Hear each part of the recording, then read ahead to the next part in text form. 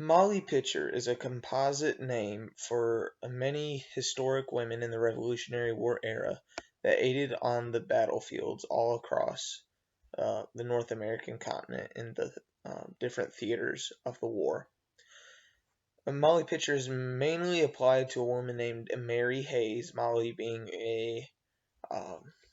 a nickname for Mary, and Pitcher being a reference to uh, something they used to carry water. Um, Specifically, Mary Hayes was the daughter of a dairy worker. Uh, she is mostly remembered for carrying pitchers of water back and forth in the Battle of Monmouth to supply troops with, as well as to cool off the cannons. But it is important to note that there are other Molly pitchers as well, but Mary Hayes is most often recognized as being the original Molly pitcher. Um, So, according to Kaylee Alexander in her article Mary Ludwig Hayes, historians report that about 50 soldiers died of thirst and dehydration uh, per day at the Battle of Monmouth, which meant that almost as many men died from heat exhaustion as they did from the gunfire, which just shows the importance of the type of work that Mary Hayes was contributing to and how she helped the battle uh, and help the troops to ultimately win. Uh, George Washington supposedly asked, according to Battlefields.org, about the different brave women who worked with the artillery crews and promoted Mary Hayes to a non commissioned officer. Uh,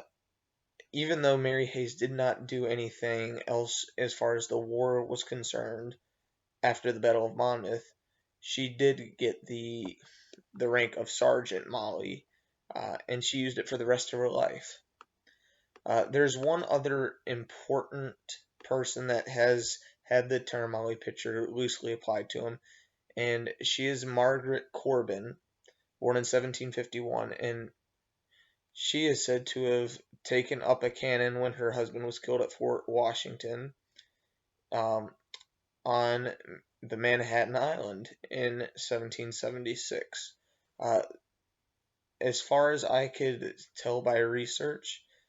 she did not do anything specifically with carrying water to help with uh, dehydrated troops and the overheating of cannons. But the term has been applied to her because of her wartime efforts directly on the battlefield. I think in the battlefields.org article, it's important to note that they say that George Washington asked about the brave women specifically, uh, and if he mostly meant Molly,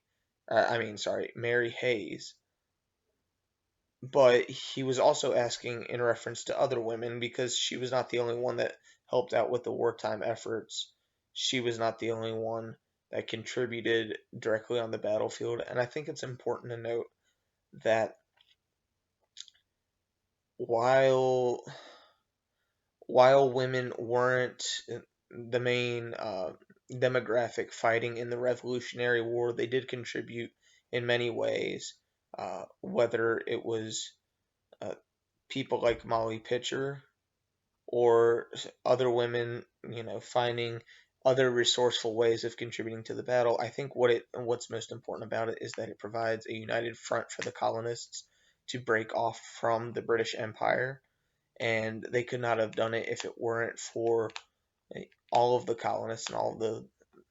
the subjects of the British Empire being united in deciding that they had had enough. Thank you.